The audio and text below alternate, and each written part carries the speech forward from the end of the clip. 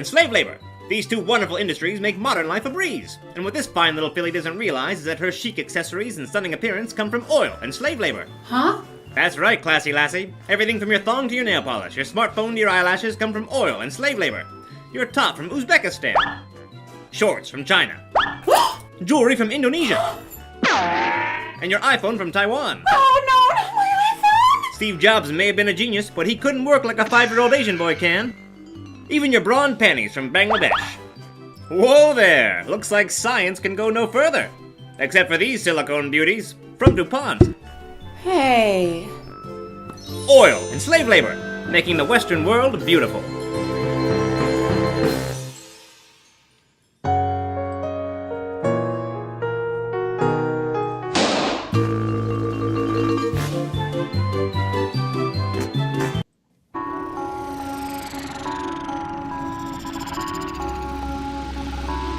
Do you come to Milwaukee often? Actually, it's pronounced Milwaukee, which is Algonquin for the good land.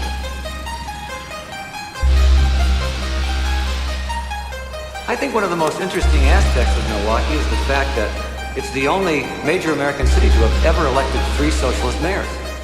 Does this guy know how to party or what? You heard it here first. You're listening to The Rundown Live with Kristan Harris and Mike McChesney. The destroyer of fake news.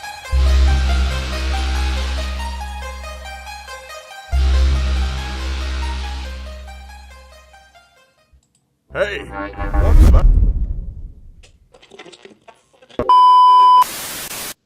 But something very strange is going on. You should not be here at all. I believe the presence of you and your family are the cause of my problem. Look.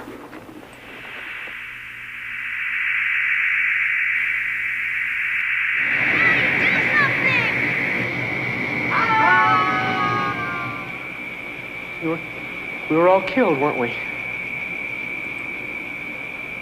Obviously. You should not be here now. The devil participated in human sacrifice rituals and cannibalism. You come from generations of ritualistic abuse? Yes, my family has an extensive family tree. It's gone back to like 1700. Does everyone else think it's a nice Jewish family?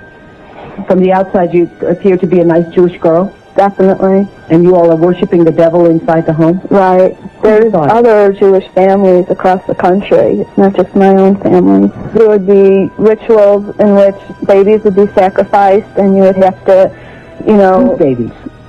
There were people who bred babies in their family. No one would know about it. A lot of people were overweight, so you couldn't tell if they were pregnant or not. When I was very young, I was forced to participate in that, in which I had to sacrifice an infant. And the purpose of sacrifice is to what? Is to bring you what? What are you sacrificing for? For power. Power. And so, were you ever used? Were you ever used yourself? I was molested. I was raped several times. And what's your mother doing? She's lives in the Chicago metropolitan area. She's on the Human Relations Commission of the town that she lives in, and she's an upstanding citizen. Nobody would suspect her. What? They're eating babies, man. Like, that's the... So that you think is real? So, well, yeah, not only that, I think that there's sacrifices going on every day in Los Angeles. Allegedly, like, you know, high-level musicians, let's say, high-level female musician is, like, you know, killing chickens every day, doing sacrifices. Like, you know... High level. I don't want to say... I don't want to say names because I don't want to get sued. And I don't want to be dead either. Can you keep a secret? Then listen to Mattel's new baby secret. She whispers just to you, and her lips really move when she talks. It's almost unbelievable.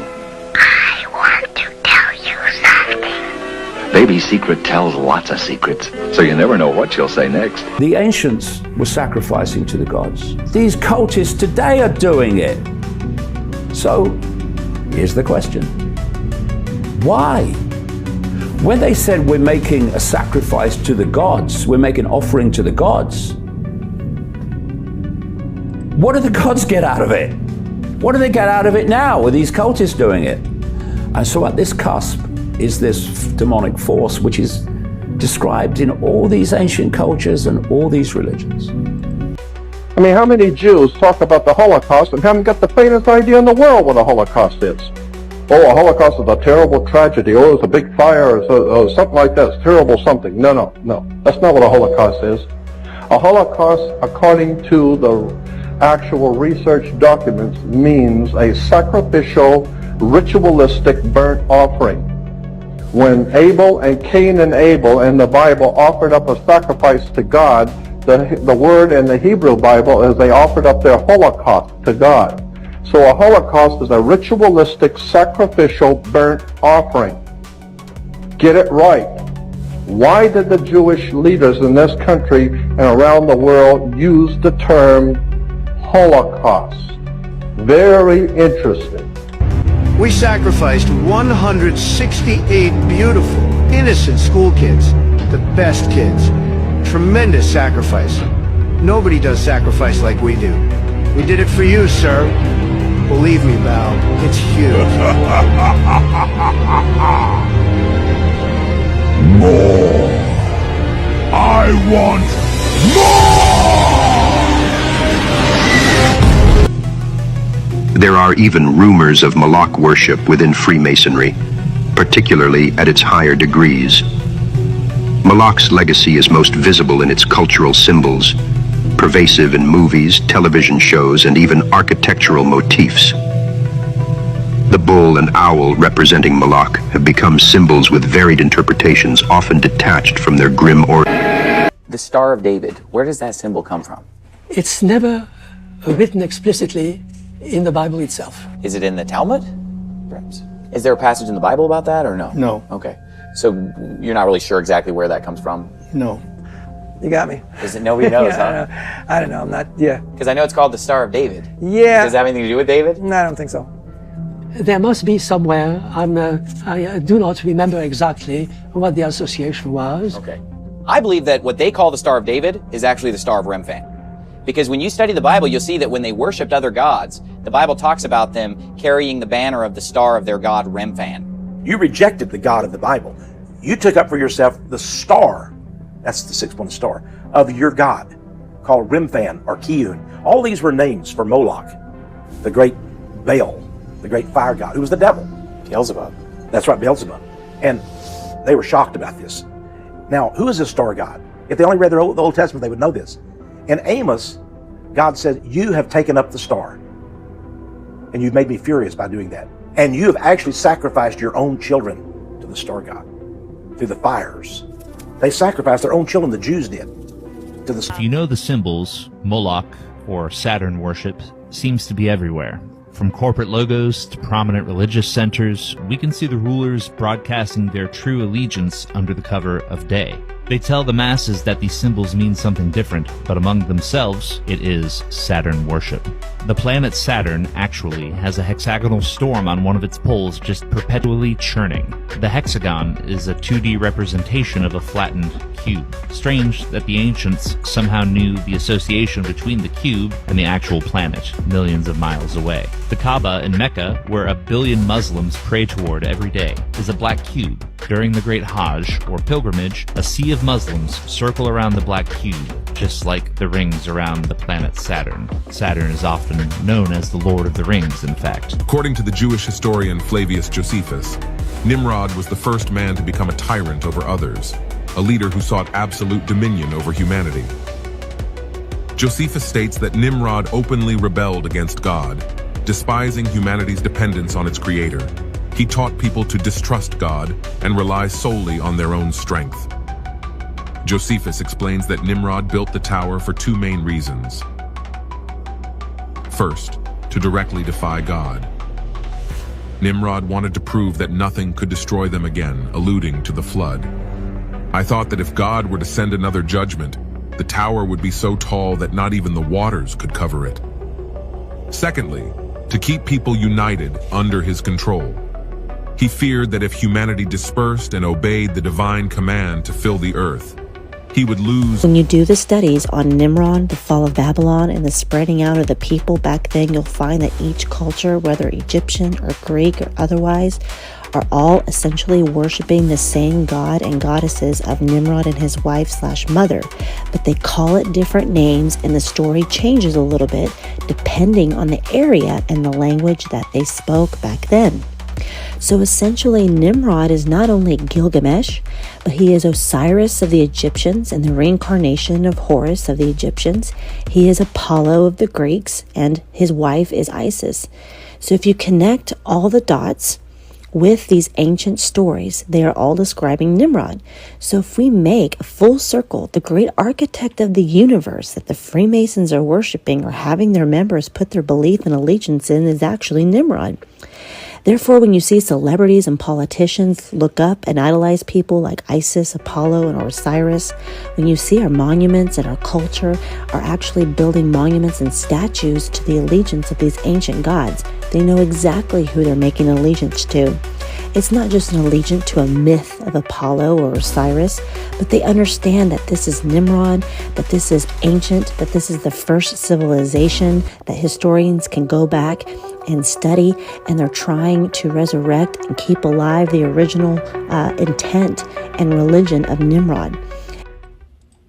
Ah, it's that time again. Time to relax and kick up your feet. Grab your favorite beverage and tune in to the Rundown Live, your forecast into the future.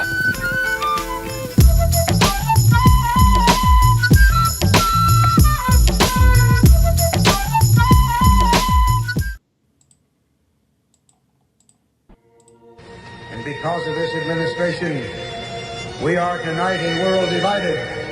We are a nation becalmed. We have lost the brisk pace of diversity and the genius of individual creativity. We are plodding along at a pace set by centralized planning, red tape, rules without responsibility, and regimentation without recourse. Madam Speaker, I have a few questions for my colleagues. What if our foreign policy of the past century is deeply flawed and has not served our national security interests? What if we wake up one day and realize that the terrorist threat is a predictable consequence of our meddling in the affairs of others and has nothing to do with us being free and prosperous? To be fair, we had helped to create the problem we're now fighting. How? Because when the Soviet Union invaded Afghanistan, we had this brilliant idea that we were going to come to Pakistan and create a force of mujahideen, equip them with Stinger missiles and everything else to go after the Soviets inside Afghanistan. Promise of being one of the most effective treatments for AIDS and cancer in history. Now it's gone, and one of the most respected research facilities in the country is being blamed. Participation in a process that validates an establishment that never meaningfully changes. What if that establishment doesn't want and doesn't have the consent of the governed? What if the two-party system was actually a mechanism used to limit so-called public opinion? What if there were more than two sides to every issue, but the two parties wanted to box you into a corner, one of their corners?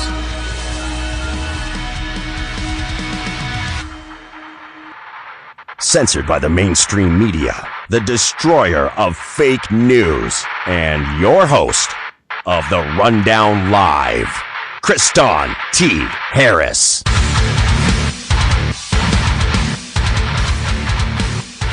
Good morning, good afternoon, depending on where you are on this continent.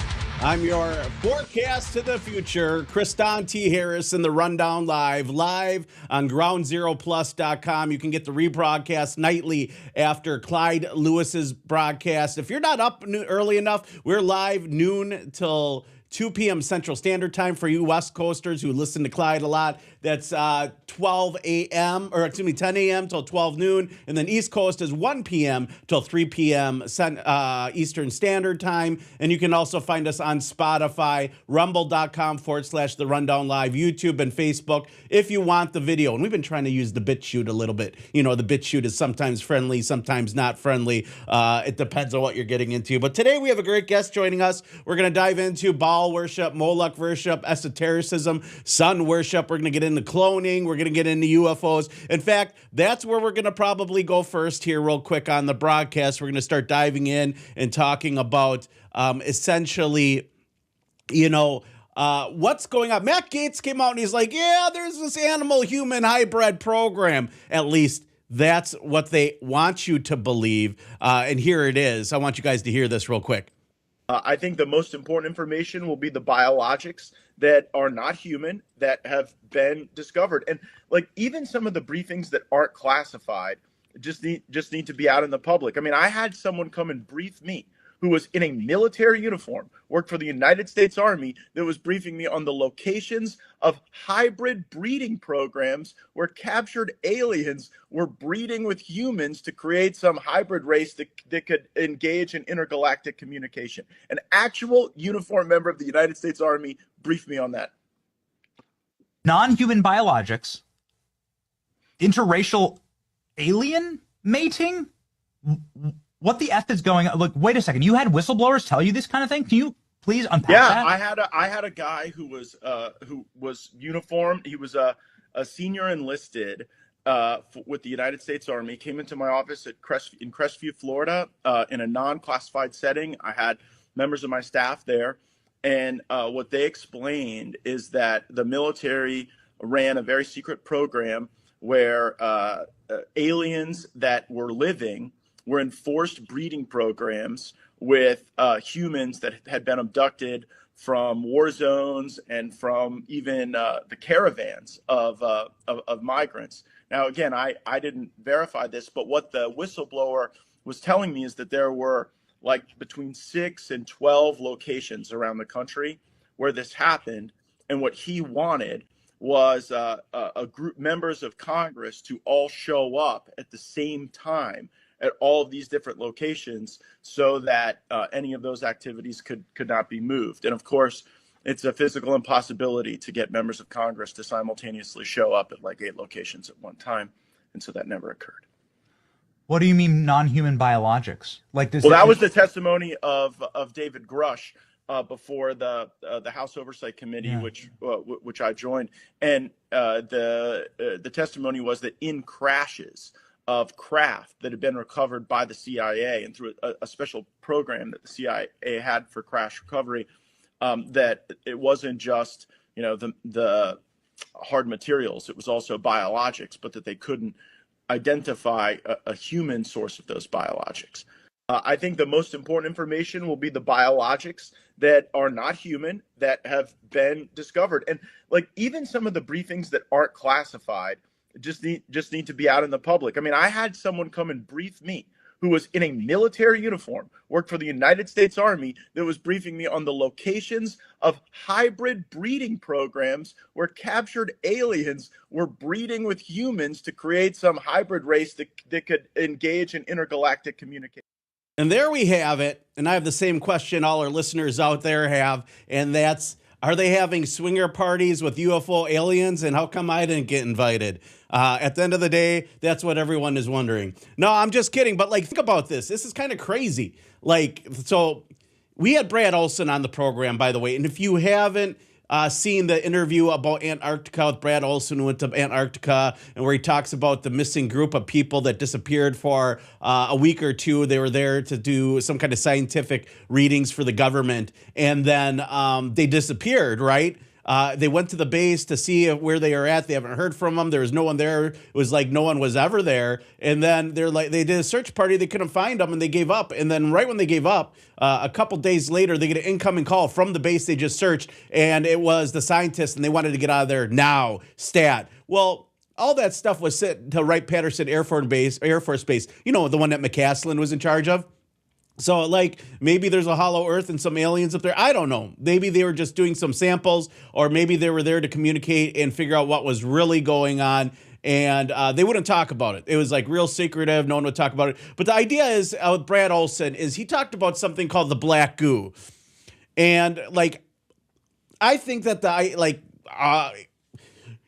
You'd be surprised who is alien-human hybrid. There's some of your faves. That's what we're hearing now, and I think Matt Gaetz might be just trying to make fun of this all. But, let's say if we entertain this whole narrative, right? We entertain the idea that we are going to have human alien hybrids. I have to get used to saying that because all I think about is star seeds, right? At the end of the day, when trans alien individuals, people who identify that they came from Palladia or whatever, there's a lot of people that have some interesting stories and beliefs out there. And you have the right to believe whatever you want.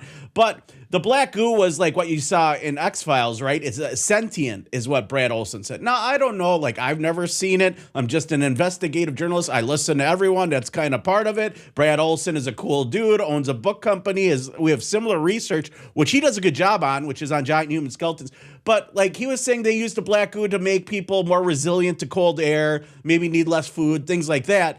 And then we had Zoltan Isvan on the show 2 days ago on Monday. If you missed Monday's show, tune in. It was with transhumanist leader, philosophical, theological. He's like a PhD, I think, in those, or he's got at least a degree in those. Futurist. Okay, he's a futurist. He's an author, and he came on and he's like, yeah, they just want it so that humans could resist the cold better. They don't need to eat. Well, why? Super soldiers, space soldiers. They're gonna send people out to frickin' space, right? So this idea of human alien, hybrids is just wild to me. And you start thinking about this. So there was this organization, and I talked about this a little bit on last night's show if you guys missed the interview with me on the Liberty broadcast, it was the Deep Cuts Uncut with Kristan T. Harris. A lot of it, we're just bullshitting and hanging out with our friends, but you guys should check out the Liberty Report interview with me last night because we talked about this.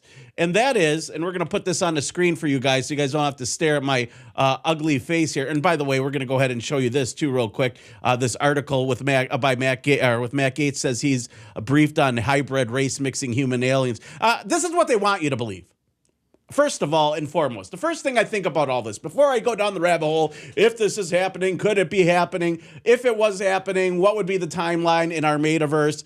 Matt Gaetz, right here, Newsweek, Mike Gaetz says he's been briefed on hybrid race mixing of humans and aliens, and this story is not a new story. No, we heard this story way back in the day, essentially, a variation of it, okay? A variation by a group called Clonaid.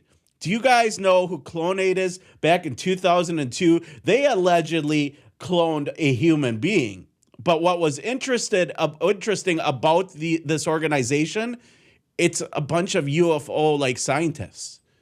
Here's the history of it. Clonaid was the first cloning company in the world, was founded in 1997 in the Bahamas. Of course, the Bahamas. It's nice. I wonder if that's near Epstein's place. I don't know where Little St. James is on the map. I kind of do, but I kind of don't. And I kind of know where the Bahamas is. In the first couple of years, Clonaid has already received enormous media coverage. However, due to the pressure mounted on the Bahamas government by French journalists, Valiant Venture Limited was canceled as government representatives were thinking the laboratories would be established on the Bahamas island. Meanwhile, list of serious potential customers had grown to more than 250 people. There was 250 people back then that wanted to clone themselves, allegedly. I mean, I wonder if Weird Al was one of those people. He had that big hit, I think I'm a clone now. I can stay at home while I'm out of town. Therefore, during the year 2000, Rael decided to hand over the Clonaid project to Dr. Bridget Boisler and Rhiannon Bishop in order for her to start working on actual cloning the first human being with a team of well-trained scientists. Dr. Boisler had PhD degrees in physical and biomolecular chemistry. In her last job, she was marketing director for a large chemical company in France. In the summer of 2000, an American couple that wanted to have help develop the technology in order for them to have a baby contacted Dr. Boisler, and they were the first major investors funding the equipment and laboratory needed, and Clonaid's first human cloning laboratory was set up near 2001. In the summer of 2001, following several visits to the U.S. government representatives in our facilities, Clonaid decided to pursue its human cloning project in in another country where human cloning is legal. And of course, that's where you get the first human clone. And check out this. If you don't believe me, here is an OG, old school video from 2002. This is it. The first cloned human being.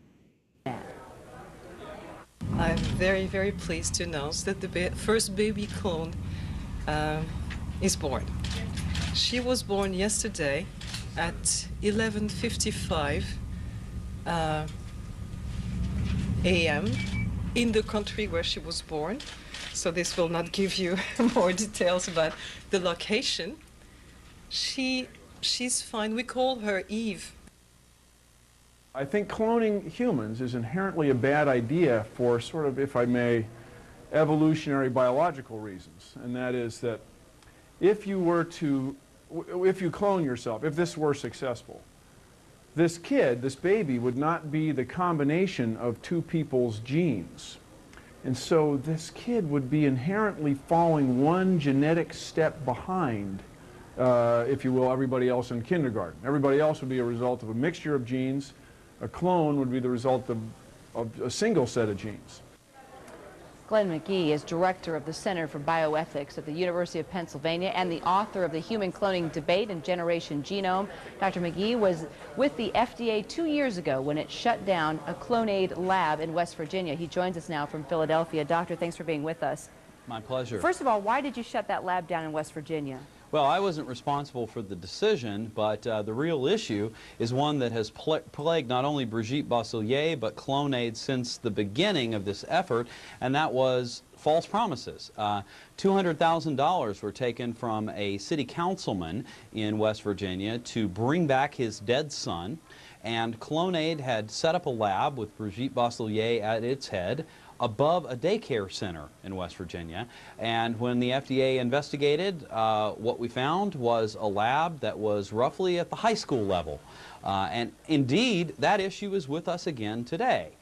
If it's possible that Brigitte Bossellier and unknown scientists, unknown obstetricians and others in an unknown country were able to successfully give birth to Eve without the kind of hundreds and hundreds of mistakes that we saw, mistakes and medical problems that we saw with the birth of Dolly and other cloned animals, then I think that suggests that we may be entering a new world in which just about anyone can make a clone, although I myself very much doubt that she has succeeded in this effort. All right, let's talk about the cloning in a minute, and we'll talk about Eve, but let's talk about Boisoulier and this group, the Raelians. I want to talk more about them, okay? Let's talk about their background. First of all, where are the credentials? Are these true scientists?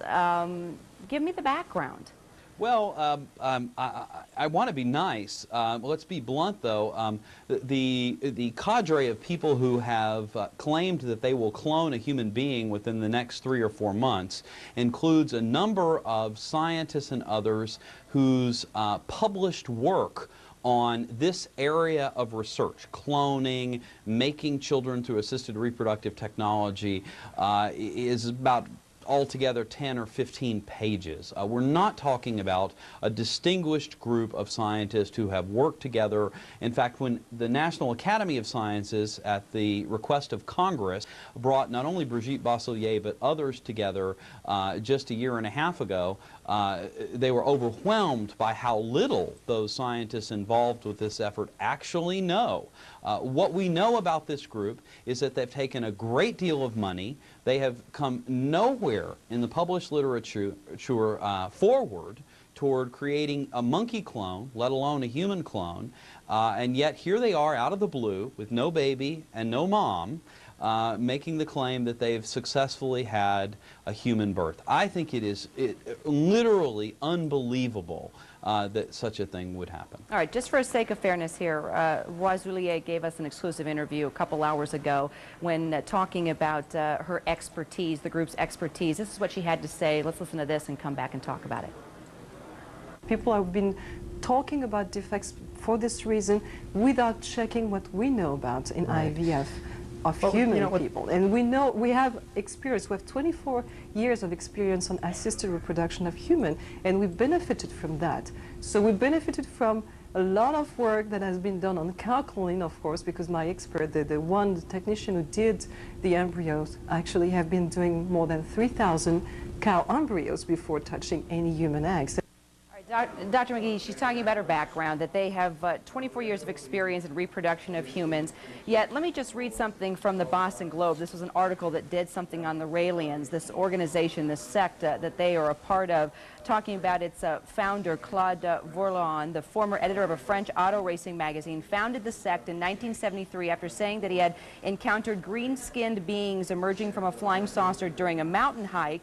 And according to the Raelian teaching, the aliens explained that humanity had been created through DNA technology and then whisked him, Claude, to their planet where his sexual needs were serviced by female robots and where he met Jesus, Mohammed, and Buddha. Okay, so here we are, though, talking on a serious note, this story, I mean, a lead story, is this irresponsible experimentation or are these credible scientists? You know, you read things like this and you kind of sit back and think, why are we It's interesting, guys. I am telling you right now, when we look up this organization, right, this sounds like a little bit like Scientology. We're going to dive into this a little bit.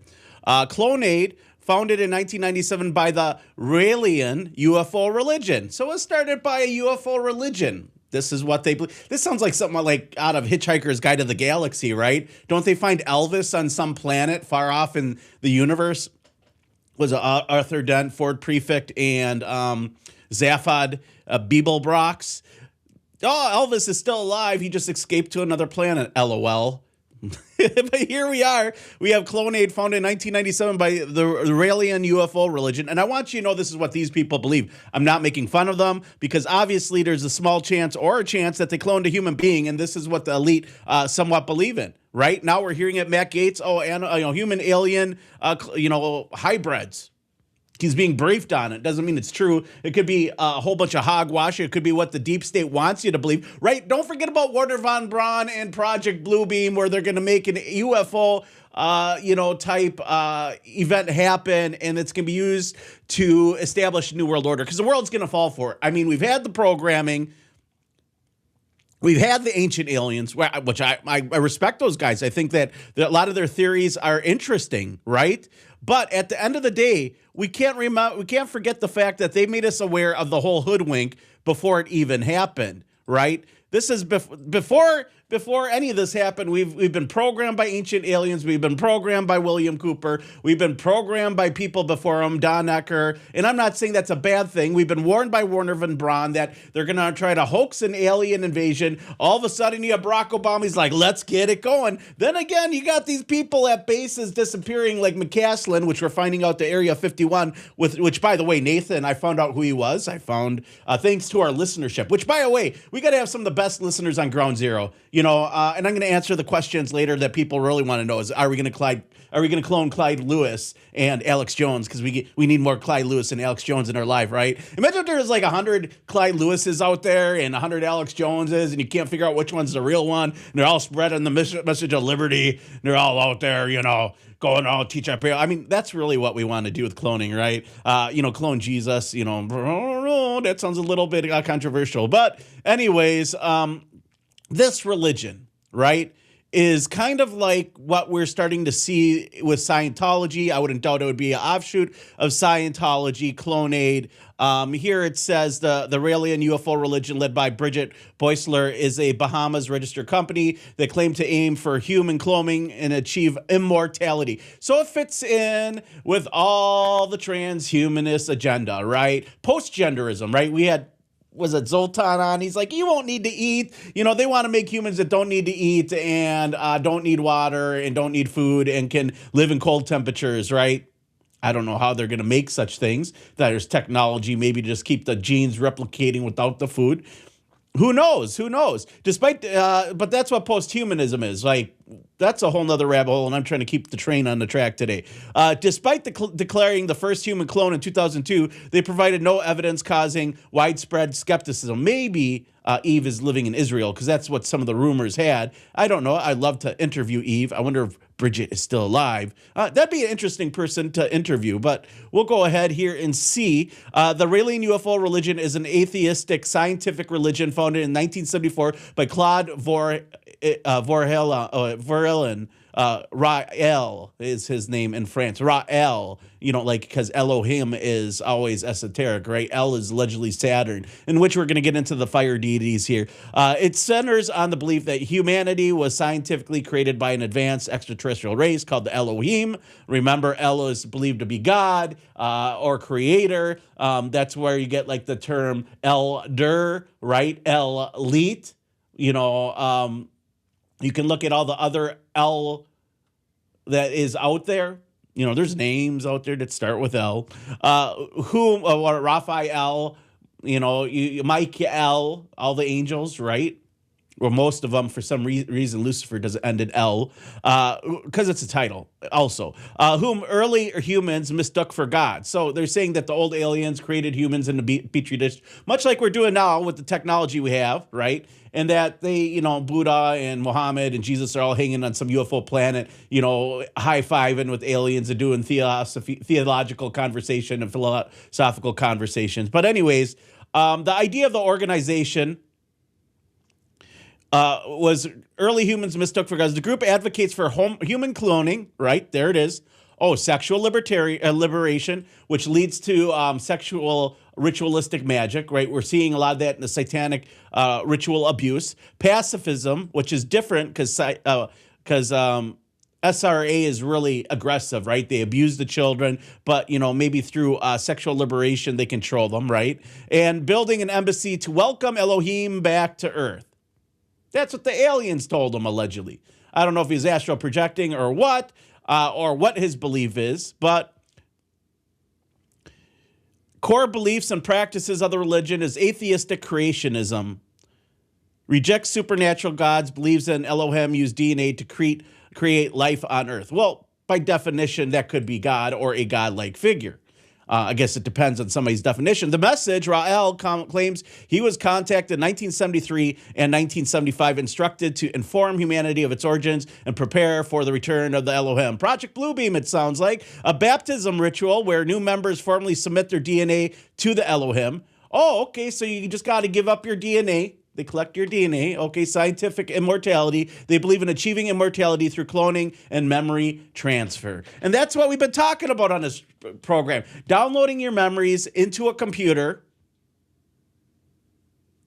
right? And then printing out a new meat suit and going out there just implanting those memories. That's what frickin' Epstein was into.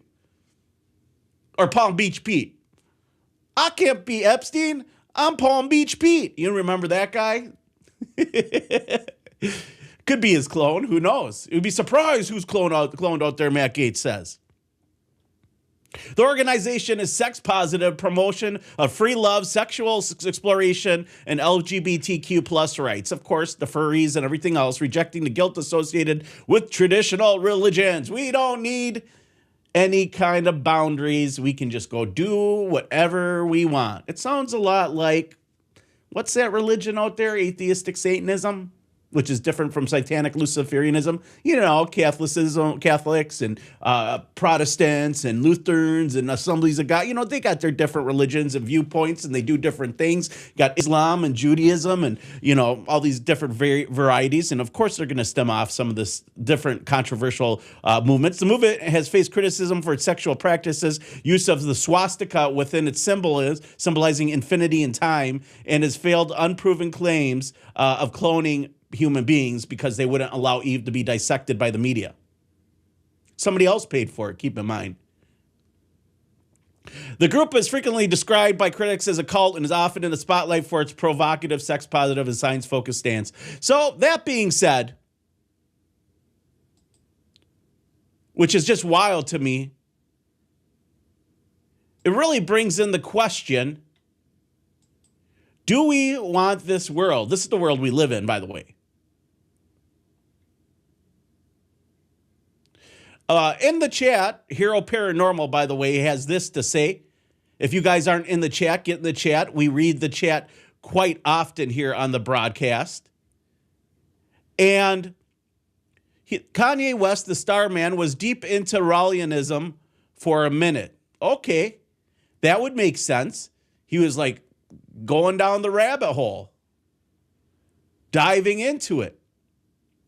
We don't really know what's really going on out there other than that people were taking advantage of these opportunities and, somebody funded cloning in the early age. Why? Because maybe they wanted to procreate. Maybe they want to swap out their liver like an oil change and you have some backup me's behind on the shelf there. You can go dig for your old clone and really find it. But at the end of the day, we have a lot of ethical concerns. We have some very concerning things to look at. I mean, what's the first thing that you think can go wrong by having a clone? I mean, the goods are you can send yourself out for pizza while you stay at home. You can use clever puns like I'm beside myself, whatever it might be. But does this thing have a soul? Does a clone have a soul? Is it living? Can it reproduce like we reproduce? I don't know. I don't know that much about it.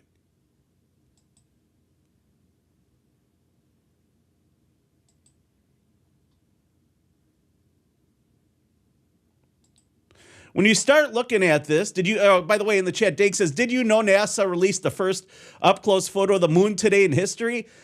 I did not know that, Dake. Thanks. Mandy, if you guys want to drop the link in the chat, I'll check that out. Lacey Canopy says, I saw this on the Y-Files, and it's very possible you did.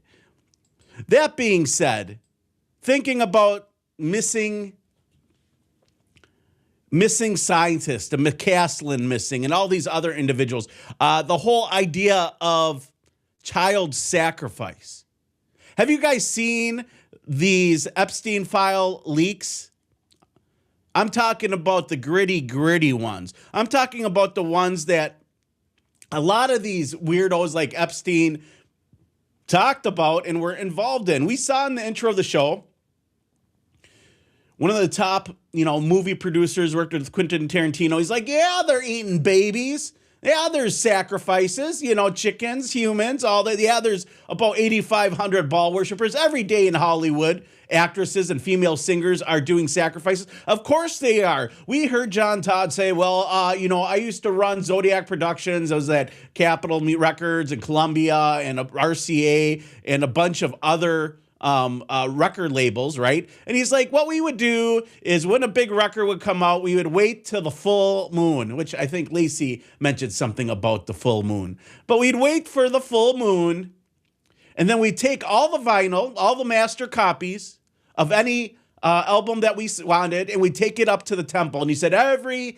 record label that is anything that is under this umbrella has a temple on the top roof that on the full moon, they take the vinyl, they take the records in, and they cast demons into the master copies so that it would then allow people that maybe would be protected under the guise of Christianity or other religious beliefs and they have prayer would then accept these entities into their life, and it would be the parents that would be impacted the most, even though it might have corrupted the children. That's where the first thing people do when they say, oh, bring in the things that you think are destructive to your temple or your spirit, to your home, to your heart, and people are bringing in music. Music is powerful. Ron Paul said one of the ways we win over this generation is music. So I published some articles on Facebook. So if you guys want to follow me, Kristan T. Harris on Facebook, find me. I'm sure I'm linked out there. But the reason why we're going to bring this up is because when I was digging in the Epstein files, there was some very controversial things in there about child sacrifice and the need to do that, right? There's multiple reports. We looked up SRAs, people that claim to be involved with Epstein, the MK Ultra victims, right, to build Manchurian candidates.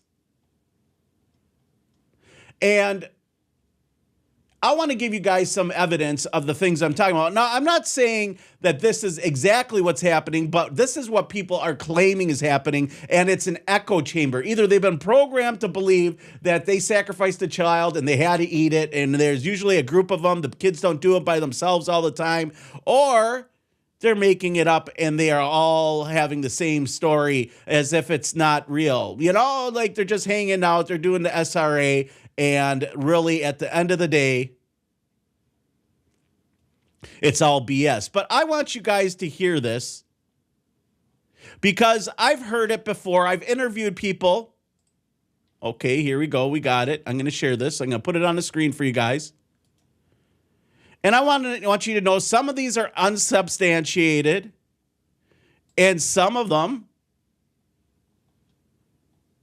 they involved investigation. These are some of the claims that we have on our Epstein files that were reported to law enforcement. And for you guys out there, you're like, okay, Kristan, let's see it. Well, here it is. And specifically, these involve, this was deleted by our president and our current administration. I'm not saying that there's any truth to this. I'm just saying that this is what it says. Go look it up yourself if you can find the documents. We have them right here. We're putting them on the screen for you. In fact, we'll put them on the full screen for you guys so you guys can read along with me.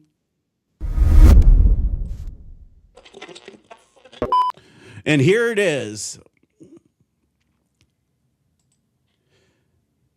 Female, unidentified friend who is forced to perform some oral, on President Trump approximately 35 years ago in New Jersey. The friend told Alexis that she was approximately 13 to 14 years old when this occurred, and the friend allegedly bit the president while performing some, toothbrushing skills, and the friend was allegedly hit in the face after she laughed after biting the president. Okay. Complaint reported his ex-girlfriend's daughters were victims of Epstein, and one was murdered while working at a limousine driver. Complaint recalled picking up Donald Trump in 1995 to take him to Dallas-Fort Worth airport. During the ride, the complainant recalled some of the things Trump spoke about in his cell phone were very concerning, describing being a few seconds from pulling the limousine over on the median, and within a few seconds of pulling him out of the car and hurting him due to some of the things he was saying. Complainant noted Trump repeatedly stated the name Jeffrey while on the phone. One of the complainant's ex-girlfriend daughters told complainant Trump forced himself on her, as did Epstein. But where is the ritualistic stuff? So, okay, let's get into that.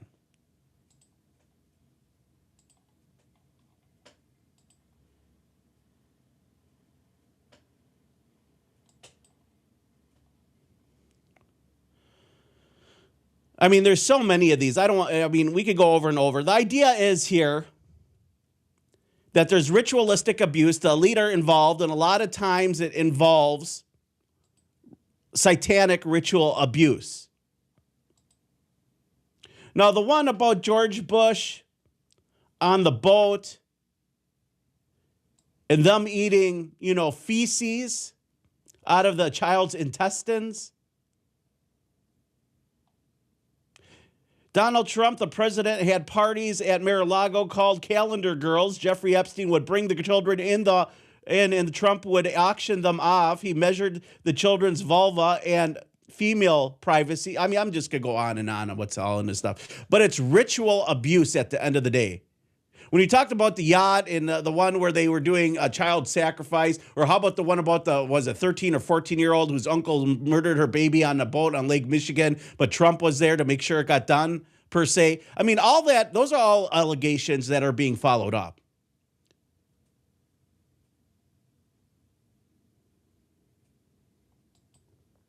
And if you think this disgusting world that this isn't possible, well, I'm telling you right now, it very much so could be.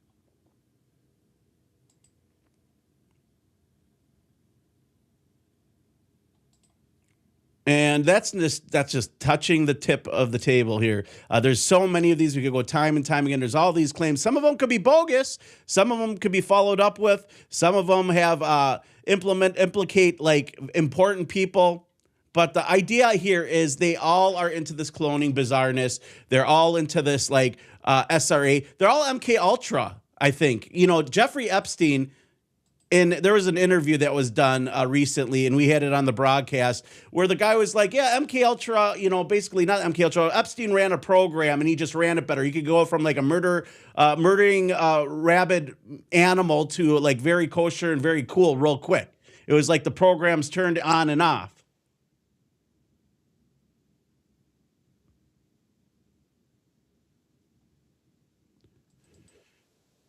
Allegedly, we have here Arden, Delaware. Oh, excuse me. Hero Paranormal says, I've traveled to Arden, Delaware and Rose Valley, Pennsylvania to check out claims that multi-generational satanic Illuminati bloodlines are doing rituals. And yes, they were. You know, it's interesting when we start diving into all this, where it goes, whether it is Baal worship, Moloch worship, sun deity worship, Nimrod, all those and a whole bunch more. And I'm really glad we have my friend here, Ryan Gable, who is joining us to finally talk about some of the amazing things that are going on in the world. And by amazing, I don't mean always great, but it's wild to see what we have going on. Welcome to the broadcast, Ryan Gable. How are you doing? It's probably early. By the way, Ryan's coming in from Japan. So everyone say hi to Ryan in the chat. Let us know you're there if you have any questions for Ryan. But I brought him on for a couple of reasons. I brought Ryan on most predominantly because he is probably one of the more intelligent scholars, research scholars. And by the way, Ryan and I don't agree on everything. We have conversations and we respect each other's opinions because it's information at the end of the day. I can't verify everything I believe, and I'm sure it's the same all around. We can't go, unless we got a time machine, which, you know, time dilation might be a thing leading there, as we know from what we heard yesterday when we were talking about what's his name, Anderson, and then that Nathan guy at Area 51 who snuck into Area 51, and they had 1 million people, you know, a couple of years ago that were going to go ahead and march into Area 51, and it ended up being like a EDM rave with a bunch of porn stars and, you know, half-witted media. But by the way, Ryan, welcome to the broadcast. You've covered modern Baal worship in episodes like Take Me Out to the Ball Game. What's the most blatant example you've seen recently of ancient storm gods being honored in plain sight? Not just Baal, but it could be just Baal. But like, let's start with Baal, because a lot of people don't understand there's power in our words and the things that we say. And I know that you're a great person to break this down. Well, first of all, thanks for having me on. It is very early here in Tokyo, but I'm always happy to speak with you, Kristan. It's good that we don't agree on everything. If we did, I would be very concerned, and I hope the same goes for the audience. We should definitely disagree on some things. That's how we learn. That's how we grow. In regard to Baal worship, first, I think it's important to understand that Baal is a title. Baal is not necessarily per se a deity, although it is. It's a title for a deity. It is a term that means, in Hebrew, owner or lord. So any lord, doesn't matter who the Lord is or what the Lord is, would be Baal. Technically, you could argue that even Jesus, the Lord, would be Baal if you were to use the title from the Hebrew. That doesn't mean that Jesus is Baal. It just means that if Jesus is the Lord, and Hebrew has a word, Baal, for Lord, then you could say that Jesus is the Lord. Now, Moloch is a fertility deity, and or Baal and Moloch are both fertility deities, rather, I should say. And they often get confused with each other because although they are different names and they have different meanings, Moloch meaning, or Melech, which is the Hebrew, meaning king. King and Lord often are used interchangeably. We do that with Jesus as well. Moloch is a fertility deity just like Baal, and I think that's where the confusion comes in because they both are fertility deities. And when you look around the world, you find fertility deities in every single culture because fertility, the mysteries of life, great is the mystery of birth, as one of the old ancient mystery sayings go.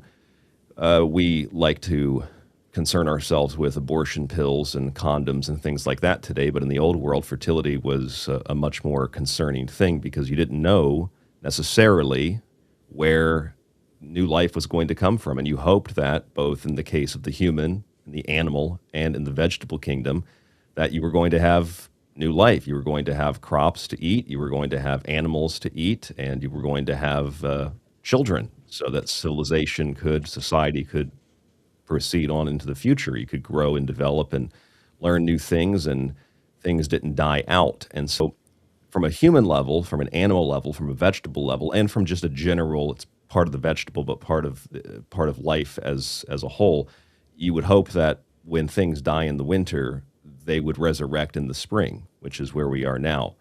And this is where you start to develop these archetypical characteristics of deities, of gods, of even goddesses that resurrect in the spring, like Attis, for example. And when they resurrect in the spring, obviously that is the earth resurrecting. That is not just the sun, but it's the earth itself resurrecting, because it was cold and it was dead in the wintertime. That horse of the apocalypse rode, and death was its name, or the rider rather on the horse was death, and the horse brought with it death, because in the Greek, that fourth horse of the apocalypse is Chloros. That's the name, and Chloros is, I believe, in the French, eventually the root for the word chlorophyll. And if plants don't have chlorophyll, then they lose their color. So what happens when, in the fall, plants start to lose their color? It is a sign of the end times, a sign that the earth is about to die, a sign that death is upon us. And that is precisely what we get in the wintertime, death. And then, after the fall of man, after the unveiling of the end times, that is the apocalypse in Greece, or in Greek, we get the springtime, when things start to resurrect, the ground falls, and life comes back to the world. And then, of course, we get the red horse later. The spring, therefore, is symbolized by the white horse, which is a universal symbol of the sun, from the Eastern world to the Middle Eastern world to the Western world. And that symbol of the sun, obviously the white horse of spring, signifies the liveliness of the earth as a result of the strengthening of the sun. And then we get the red horse of the summer. So the four horses of the apocalypse factor into this very, very importantly. And so we go back to Baal, we go back to Moloch as fertility deities, the Lord, or the king. We find this to be a universal theme around the world, and I think that this is the key point on Baal and Moloch, is that they are tribal deities, but they are, in regard to them being tribal deities, they are universal in nature. So you can look at any culture and find a fertility and or a king or a lord-like title. And so that means that there's nothing unique about Baal, there's nothing unique about Moloch, except in how popular these terms have become. And I think they've become popularized because of radio shows. Specifically, I know for sure that Baal became very popular in conspiracy world because of people like Alex Jones and InfoWars. And I'm not saying that as a slight necessarily. I'm just saying that that's probably where it became popularized because of Bohemian Grove. And that's always irritated me. I know, which is Minerva, right? Which is interesting. But not all, real quick, Ryan, not all like fertility deities want you to like eat babies because babies taste best. That's Snowpiercer, by the way. I said that at another show, and I don't want people to think that I eat babies, because nowadays, the conspiracy rabbit hole, people are like, Kristan T, he's eating babies. No, it's a quote from Snowpiercer, which is a dystopic movie, and they're like, yeah, they gave us babies, and now I know that baby tastes best, and we kind of giggle and joke, but it's really dark. And not all fertility deities are like, yeah, well, that's because cannibal comes from, that has the word ball right in it, right?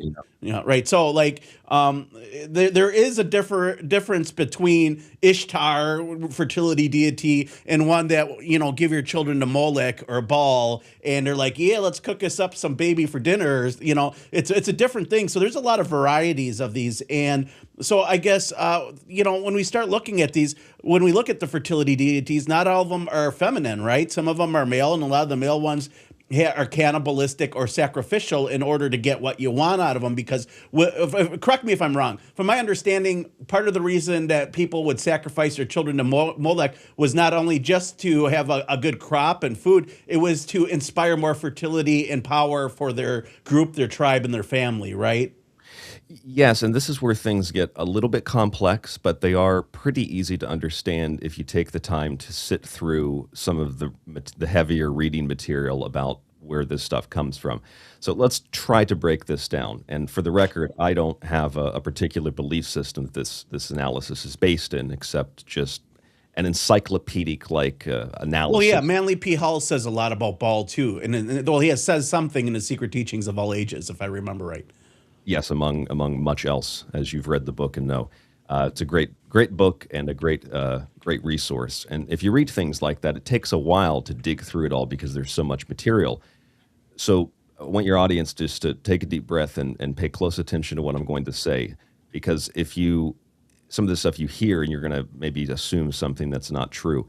So if you were to look at what Baal and what Moloch represented to the Canaanites, fertility deities, again, both of the human and of the animal and of vegetation, of nature, and you could even say of the sun as well, of the cosmos. Now, that fertility aspect, there's no doubt throughout human history that there have been child sacrifices or sacrifice of the innocent, and there's probably a lot of confusion around that too when we read in the black books, grimoires, for example, that say sacrifice a kid. A kid is a term that means a baby goat. So they didn't necessarily sacrifice a child in those particular cases. So there's some confusion there and some misinterpretation. But if we're talking about actual physical, literal child sacrifice, there's no doubt about that happened in human history. It happened in all parts of the world. The problem here is I think there's a bit of both projectionism and I think that there's a bit of misunderstanding because, for example, if you were to read Manly P. Hall and his assessment of the Mayans, his assessment of the Mayans was far kinder than what other authors and other historians have written about the Mayans. Others have written about how they were barbarians and how they were, well, in our terms today, they were evil. But if you read Manly Hall, he said that it wasn't until the decline of the Mayan Empire that they started offering emplacement of flowers and fruits and things like this. They started offering children or humans on the altars of their gods. Now, obviously, the Aztecs are a little bit different, but we're not talking about them. We're talking about the Mayans. And a lot of that comes from Christian missionaries who wrote that these people were barbarians and that they were heathens and that they were sacrificing children, whether that was true or not, simply because, well, for the same reason, I actually just saw a very large Christian social media account claiming that the Torii gates over here in Japan were satanic. And I had to double take when I read that. I thought, whoa, they're satanic. Why are they satanic? Oh, because they use red paint. Just completely oblivious to just general symbolism and culture. And that kind of thing absolutely led to people believing that people who were not Christian were sacrificing their children to the devil because people wrote those things. So that's the first. Well, red does represent fire, though. I want to give I'm giving you the opposite viewpoint. Like, as a person who comes from a Christian background, although I don't identify as a Christian, red, green, that's all Nimrod to us. Like, we identify that, and Nimrod is always Satan. Now, it doesn't mean, like, I play checkers, I'm not playing Satan board, at the same time, right? They're learning how to differentiate between, let's say, symbolism intentionally for the purpose of ritualism or esotericism or occultism or just a part of their worship ritual in general is different than, red's my favorite color at the end of the day, right? So I think that a lot of people, it's like, in my viewpoint, extremism, right? Red is also, just to your point, though, and I'm only using Christianity because the majority of the audience, I think, is on average Christian. But to your point, Kristan, red is also the color of what? It's the blood of the Christian Savior. Well, and that's, of course. That's regenerative symbol. That's a regenerative symbol, which is fertility, which is everlasting life, which we find in the crops, we find in the sun, we find in the animal, we find in the human. So red might be, quote, satanic, but it's also a symbol of life. And historically, if you read the Bible, blood contained the life force, which is why God always said that the blood belonged to him and you should pour the blood out. And that's not just a Jewish thing. There's a pretty universal motif there.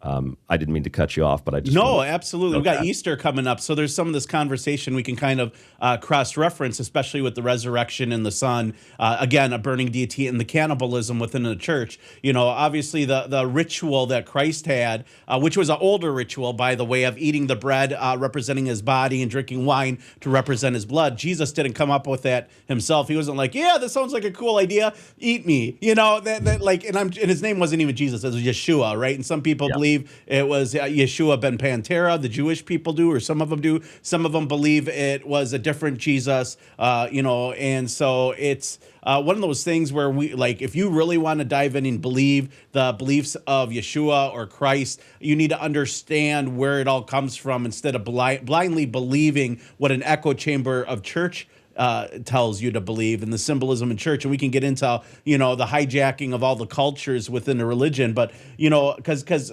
you know, when we're talking about child sacrifice, we're talking about these elites. This is like in part what they believe. So when I talked to you, Ryan, I was on your show and you asked me a lot about Nimrod and the beliefs. Well, I believe wholeheartedly that the elite, they say the elite believes, like the Rothschilds believe that their ancestors of Nimrod, their satanic Luciferianism, sun worship. That doesn't mean that's what's really going on in the world, but they believe it is, and they're in charge and they're in power, you know, allegedly, because we allow them to be, you know. Well, let's extrapolate on this, and that's why I said that there's more than one avenue. There's more than one way to approach this. It's important to have to sit through and analyze all the different angles.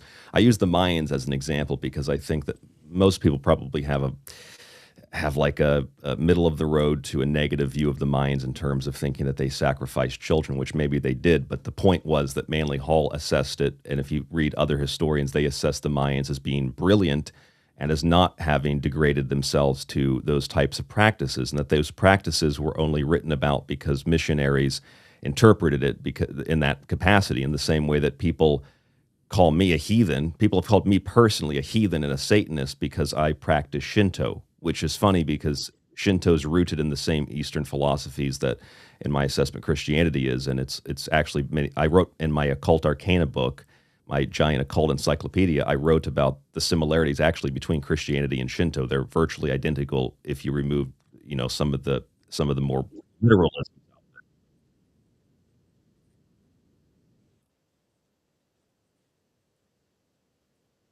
It's a big book.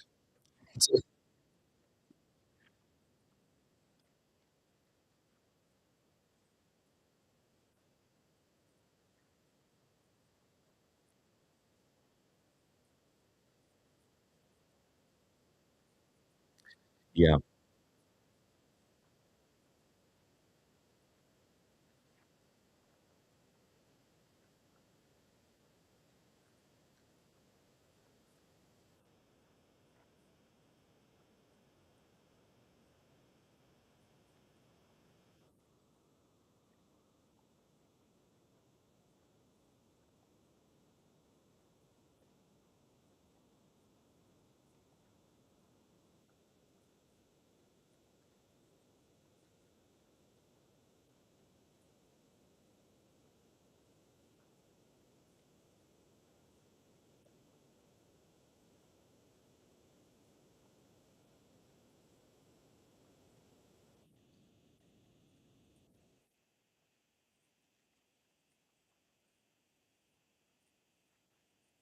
Well, let me go back to Baal because I haven't finished my thoughts on that. No, it's okay, and I'll answer the Shinto question. I tend to be long-winded. I'm trying to hit every important key point here. So if we approach this from the example of the Mayans, just as the example I was using, the idea of Baal and Moloch and child sacrifice, I said projectionism, and this is where things get controversial because to the Jews, anything, and not just to the Jews, but to any group of people, any tribe, other tribes are going to be potential rivals, and you're going to have conflict with other tribes. Historically and today, country to country, culture to culture, some people clash. And if you don't make peace with those people, then you're going to have conflict. If you don't have, diplomacy, you're going to have conflict. And the Jews, like any other group of people, had conflict with lots of people around them. And so they not only did they proceed to slaughter the Canaanites, tens of thousands biblically. We can read those stories. They also projected a lot of their own personal beliefs and issues on the Canaanites. And so you have a Canaanite deity, and they say that this Canaanite deity is a god of child sacrifice. Maybe it was historically for the Canaanites. But remember, the Jews were accused of worshiping Baal, and they were accused of sacrificing children on the altar, babies on the altar. So whether the Canaanites did that or not, they probably did. Maybe they didn't. The Jews certainly did that. And the Jews, in the process of doing that, were condemned by God, and this was part of the breaking of the covenant. And so considering how many Jewish people are involved in the Epstein scandal, actually it's more than a scandal. It's basically a dark, evil, wicked cult. And considering how many of the references we find to Baal or Moloch involved in that, and this is a very complex history, you start to maybe realize, at least I have, that a lot of this stuff about all the world, it's just everything is Baal worship. Well, not everything's Baal worship. A lot of things that are run by powerful people, be them Jewish or not, is Baal worship because that's their god. In rejecting, in the Christian tradition, rejecting Jesus, rejecting the Messiah, and embracing the opposite. And this is why Israel was called and is still, you could extrapolate this from the Bible and say that Israel is still, the idea of Israel as an entity is still the whore of Babylon. Something Ted Pike referenced in his documentaries over 20 years ago about this stuff. So that's where things get controversial. And I wrote a book about this called Protocols of Goyim, which is available now, that explains it all in about 800 pages of explicit analysis of the history. So some of it, I think, is projectionism. People that actually did those things projected it onto other people. But that's not a unique thing to Jews or any other group of people. Everybody projects onto other cultures. In fact, in Rome, if you read Edward Gibbon, the major historian of the Roman Empire, in The Decline and Fall of the Roman Empire, Kristan, Edward Gibbon says and describes the rise of Christianity. And to the Roman world, contrary to popular belief, the Roman world was very accepting of most religions. I know most Christians think, and I was taught the same thing, the Romans targeted the Christians, they hated the Christians, and the Jews teach the Romans targeted the Jews, they hated the Jews, and today the Roman Empire is seen in the United States, and that's why they have to destroy the United States. That's the belief of some rabbis because it's all part of the old Roman world. That's another story. But the idea that the Christian cult comes to power in Rome and the Romans just immediately targeted it, it's like there's just no reason why. Well, there was a reason why, because the early Christian cultists, and I don't mean that in a negative way, everything was a cult. Mithra was a cult. The pagan gods were part of a cult. Cult just meaning an object of veneration, which is surrounded by a bunch of people who honor it, who worship it. In the Roman world, you have people that have worshipped these gods for generations. You have people that come from all over. I mean, Rome stretched from Africa to Asia, and they have various different deities. Again, that idea of like the universality of fertility deities, that's important here because in Rome, which spans such a great, vast part of the world, you have fertility deities from every possible part of the empire that are completely different, but they all have the same, this different names, but they all have the same, underlying core foundation. So when the Christians came to power or came to be a movement and started to come to power in Rome, they said, okay, all this has to go. And the Romans said, excuse me, no, it doesn't. You can do your stuff, but you're not going to do it in secret and in private, because if you do it in secret and private, I mean, even if for no other reason than you have paranoid leadership, it's kind of suspicious if people are doing things in private and secret. Religion was something that you could practice, and religion was something that was, whether it was state or otherwise, was something that was done publicly, and it was something to be proud of. It was something people did in their homes, not necessarily in private, but in terms of like things were out in the open. If you were doing things in secret, that kind of sounds like a conspiracy. So understandably, the Romans had an issue with this. But also, there was another issue. The Christians had a big problem with Roman deities. So there are instances and cases of the targeting and the desecration of those facilities. In the same way, if you read Edward Gibbon, he describes how the Jews did the same thing. And this is why they were targeted by the Romans. The Roman magistrates would say, look, you can be whatever you want. We don't have a problem with that. The problem is that you're desecrating shrines. The problem is Augustus came to the Jewish leadership and said, we're happy to oblige you. We're happy to sacrifice something on the altar to your God. We just want you. There's actually an instance where the emperor said to the Jewish leadership, all we want you to do is basically look in the direction of the deity just to appease the crowd, because it's the people and the whims of the people that determine the direction of the empire, for good or for worse. And if you're not going to acknowledge their gods, they're going to have a problem with you. And the Jewish leadership just spit in the face of Augustus, which is probably not a good idea. So the point of what I'm getting at here is Jews and Christians in Rome were not targeted for no reason. Whether you agree with it or not, there's a reason for it. And there's a very long, drawn-out historical reason that's well documented for it.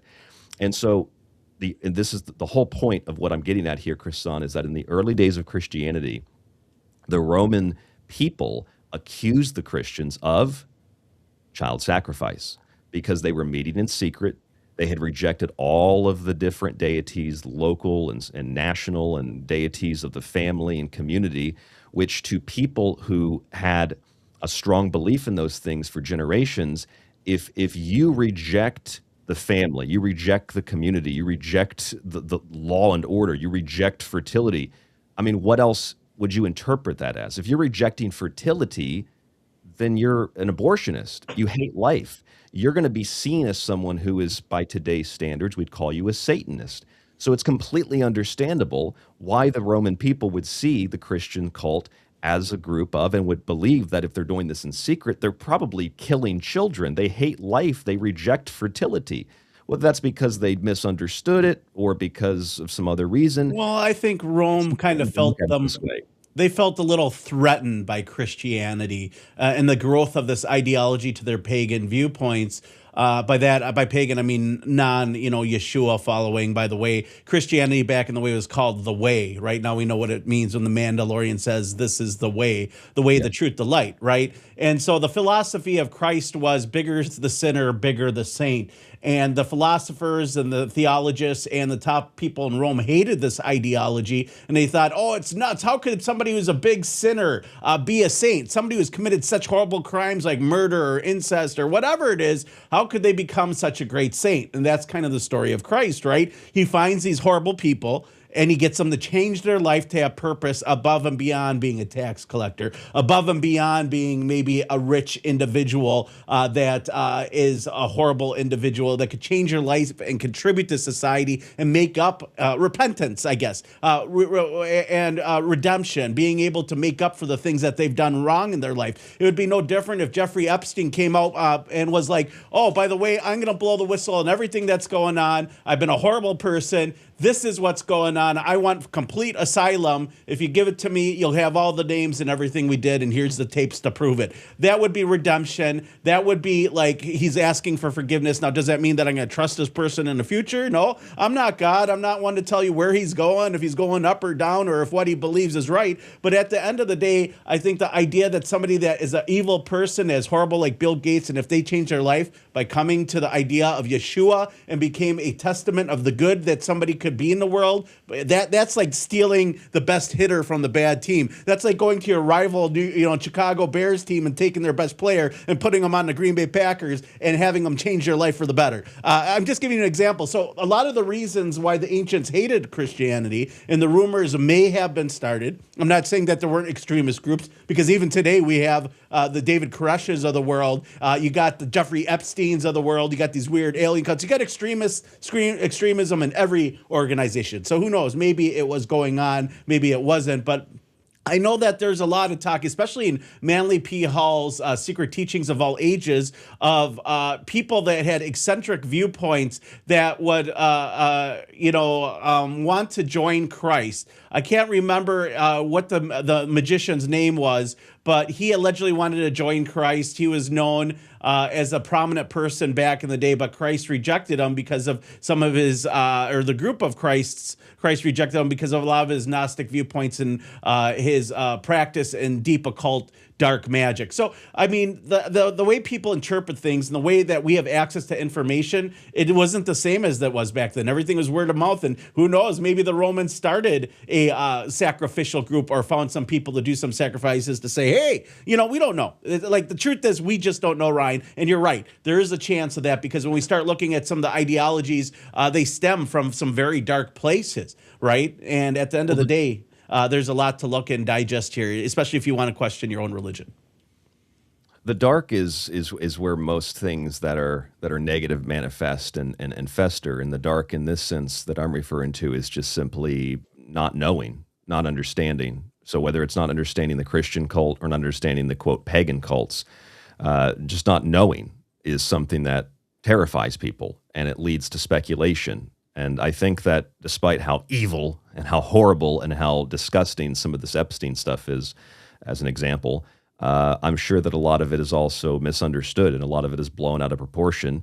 And that's just from what we know, because there's a lot of it we don't understand. We have no context for, so we just assume the worst and we make the worst conclusion out of it. And in regard to what you're saying, I totally agree with you. I totally understand what you're saying. I'm not making an argument that's anti-Christian. I'm just saying that there is a reason why Christians and Jews in different instances were targeted by the Romans. And then we find out that if you read the stories, and I've read the Bible myself, so I know the stories, that we've been lied to today consistently about who was responsible for the death of Jesus. The Pharisees were, point blank. Pontius Pilate famously washed his hands. Pontius Pilate famously said that Jesus, and we as Romans don't have an issue with him. He said he hasn't broken any laws. He hasn't done anything wrong. If you have an issue in your community, you kill him. And the Jews said no. And they coerced and pushed the Romans to do their dirty work for them, another horrible stereotype of Jews. And then today they've told us that, well, it's actually anti-Semitic if you read those parts of the Bible. So eventually the Bible is, already to the IHRA definition of anti-Semitism, it's on the verge of being outlawed. Plus, the Talmud also instructs rabbis to instruct their people to understand that if you have the Torah, if you possess the Torah, if you possess the first part of the Bible, the Old Testament, it doesn't belong to you unless you're Jewish, and you should be put to death because of it. It actually says that in the rabbinical teachings. There's a lot of really messed up teachings in the Talmud, especially when it comes to children and underage, and the way they treat people that are goyim. Yes. Because let's talk about this, because this is the religion of the elite. Now we're getting somewhere, because this is diving into the Epstein files, because they mention goyim all the time. And I read the book, The Protocols of Zion, which has been debunked, right, per se. Ford printed it. At least that's what they want us to believe, that's debunked. But they sure use it like Soviet a damn propaganda. It's right. Soviet propaganda, secret police propaganda, but it based on something real to discredit what's real. It's poisoning the well, is what the Protocols of Goyim are, as far as I can tell. Right. And so they use this term throughout the Epstein files. So one thing I can tell you, there's no proof really that they're eating babies, although there's some weird, bizarre, like going to a cannibal restaurant. There's terms, jerkies, grape soda. There's more there, but we just don't know what it is. So yes, I'm going to say right now, we don't know if there was any cannibalism, but there was reports of it that were reported into the FBI, but who knows if they were real or not, amongst other things. But the idea of the Goyim and their belief is that if you're not Jewish, and in fact, they were talking about this in Epstein files, that they wanted to test their employees to make sure that they were at least 98% Jew or better. Yeah, that's in there. That's a credible email that you can cross-reference with the DOJ website. That's in but my. Why? What's the importance of because they're smarter? I doubt it. That's why they're not all Jews are smart. It's stereotype. That's not the case. The Jewish people on average have an IQ of under 100 points. The smartest people in the world, ironically, this is where things get really interesting. Buckle up and get ready. It's going to be a bumpy road. The Iranians actually have far higher IQs than the Jews do, and Americans in general. Iranians. Well, look at the propaganda. All of them, they're like burning statues of Moloch, and I'm like, yes, like they're smart. They understand what the general social consciousness is of the nation. And some of us have been hijacked, right? The MAGA movement is now the same thing as, the crazy left, because they're willing to march right in and create a new world order with Donald Trump as long as he's the leader. And I'm like, put on the brakes, everyone. And they're like, no, you're not right, Kristan T. And I'm like, slow down, dude. This isn't the way we want to go. North American Union taking over Greenland, taking over Mexico. Let's go Venezuela. Let's go Canada. I'm like, this is exactly what we've been warned about by Alex Jones, Clyde Lewis, people like me and you. But like back to this term goyim and the way they look at us, they definitely look at us. They say, like it says in the Talmud, that a non-Jew, you can take advantage of them. If you find something that they lost, you don't have to give it back. And eating with a goyim, somebody who's non-Jewish, is worse than eating, or is as bad as eating with a dog at the table. So to be very objective, I tried to, Right. contrary to what some people may think, I'm being very objective when I look at this stuff. So let's look at the Talmud just briefly. The Talmud is a collection of discussions and debates held by rabbis. And there are two versions of the Talmud, and one of them is the Babylonian Talmud. And this is the primary Talmud. And if you read Peter Schaeffer, who wrote a book called Jesus in the Talmud, he describes that this is the primary Talmud, and it always has been, yet we've even been lied to about that. They tell us the other Talmud, that's the real Talmud. No. The Babylonian Talmud is the real Talmud. Maybe not to every rabbi, but to the majority of the rabbis, the ones that think that Trump is the Moshiach, etc. So it's a discussion. And you can look in the Bible and just extract random verses, and you can say, well, this random verse gives me the moral licensing to do X, Y, Z. You can look in the Quran and do the same thing. So rather than even using the Talmud here, I'd like to use the Quran as an example, because people have, especially Christians and Jews, have a real big issue with the Quran and a real big issue with Islam. Let's just be objective. If you can pull something randomly out of the Bible and Christians don't like the way it's interpreted, well, you can clearly do the same thing with the Quran. There's no context. You haven't read it. You won't want to pick the book up. So if you don't have any context, you haven't read it, then how do you know what the Quran says? The same thing goes for the Talmud. To be objective, we can pick up things from the Talmud, and people that want to defend it, they might be right because we don't necessarily have the context for it.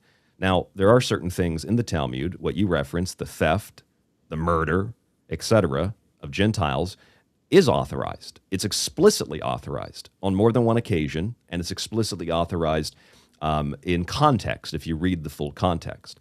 There are other things that in context, they don't necessarily say what people have said that they said. So it takes a long time to go through, and you can read it online for free, to go through and to read it. And so, you have to take a deep breath and not just jump on single words. Like, for example, there's a thing going around right now, currently, about how Muhammad, the prophet, had intercourse with 30 men. And the hadith that this is extracted from has been shared all over social media. I don't know if you've seen this. I saw this from a couple of radio shows. And I just thought, okay, let's see what it actually says. So I went and read it. It doesn't say Muhammad had intercourse with 30 men. It says he had the strength of 30 men. There's obviously a huge difference. And the hadith isn't even considered a legitimate hadith. It's considered not a forgery, but it's just considered something that was written after the fact much later by a lot of Muslims and by most Muslim scholars. So it doesn't say Muhammad had intercourse with 30 men. So where do people get this idea from? I think they get this idea from the same place that anybody who reads the Talmud can just extract something random and be like, well, look at this, the Jews are really bad, when a lot of Jews probably never read that, have no idea what it says, and have no context for it. So just to be objective, this is important to, this idea, this perspective is important to apply to all religious texts. Nevertheless, you're right, the Talmud does authorize people, take it for what it's worth. For me, if you trust what I'm saying, this is all in my new book as well, it does authorize those things if you read it, and if you read it in context. And so when there's this talking point that goes around, Kristan, this talking point of why do people trash the Jews, and why do people hate the Jews, and why do people ask questions about the Jews? It's like, well, when you look at the people involved with Epstein, from Alan Dershowitz to Ghislaine Maxwell and her father, and they're all Jewish. Even if they weren't Jewish, let's just say they were Zoroastrians, and you don't even know what that is, but you go learn about it. Well, if you go and learn about it, and you find that most of the people that are in power or super influential, from J.D. Vance's staff secretary to Stephen Miller to Howard Lutnick to you name it, then you might want to study what they believe if they have lots of power and are doing things that seem to be creating chaos in the world. Let me give you an example. Alan Dershowitz, the guy that said, I didn't take off my underwear, I didn't ask her how old she was. He actually said that about one of the girls that touched him at one of the Epstein facilities. So Alan Dershowitz openly said what I personally got fired from radio 2 years ago for saying. He said that the war in Iran was started specifically to align with Purim, which comes from the book of Esther. And it was a story about how Jews were supposedly targeted by the Persians, which they were. But again, just like in Rome, there's no context for that. The reason that they were was because they had infiltrated and undermined those societies. And so the Persians created laws to prevent them from doing this. They said it was a genocide, and then they committed genocide against the Persians. The point is, Alan Dershowitz acknowledged that the war against Iran was started specifically on Ramadan to smite the Muslims, also during Lent. And it was started specifically on the lead up to Purim because it has a symbolic significance in the same way that the war in Iraq, the war in Afghanistan, the invasion of Syria, Libya, etc., all are, the overthrowing of I think it's from Assad to Gaddafi. It's all directly the day of aligned with Jewish holidays. You can confirm this yourself. Go look at the dates of the wars and the overthrowing of these governments and Jewish holidays. That's important, especially when it's acknowledged by Alan Dershowitz. CNN acknowledged this in an article. A Jewish woman wrote that how this war was started because of a Jewish ritual. That's important. I don't care if it's a Jewish ritual, a Christian ritual, a Muslim ritual. I don't care if it's a Zoroastrian ritual. I don't care if it's Confucius. It doesn't matter. If the war was started because of this holiday, that's important. Therefore, what these people believe is important. What Marco Rubio has said in the last 48 hours, let alone the last 2-3 weeks, he has said that Iran is run by radical religious clerics who have a, quote, apocalyptic vision of the world. Maybe that's true. I don't know. I watched... Ryan, let me tell you something real quick about what I know about Iran. I've been on Press TV numerous times. Are you familiar with Press TV? Yeah, for sure. That's the government sanctioned media over there, right? That's like our NPR, which is cool that they would have me on. But what they believe in is like the conspiracy in part. What they want me to believe, first of all, let me explain. What they want me to believe that they believe in is very similar to what, this is before any of this has happened. This is years I've been on there, multiple times, going back maybe 8-10 years. That they believe in the metaverse that we kind of live in, like that there's an elitist organization, there's a secret society known as the Illuminati that's really pushing and using extortion and satanic ritual abuse to really commandeer the public and go that, like, literally that's what people believe. That's what their Iranian news teaches them. Like, and here I'm like, well, that's kind of really what's going on when you start to dig deep into this. Epstein talking about the Trilateral Commission and the Illuminati meeting Rockefeller. You got Fritz Springmeier warning about the Beast computer and Illuminati going back. You had John Todd before that, and you could go further and further back, all the way back to the 1700s. Just follow the paper trail. There's people that believe that, and they seem to be in charge and in control, and they all stem and go directly to the Rothschild family, banking dynasty. So they're not really Judaic, right? They're not really Jewish, right? They're Zionistic in beliefs, or satanic Luciferians based on what other people claim. I'm really happy that you brought this up. This is a very important key point of this whole thing, Kristan.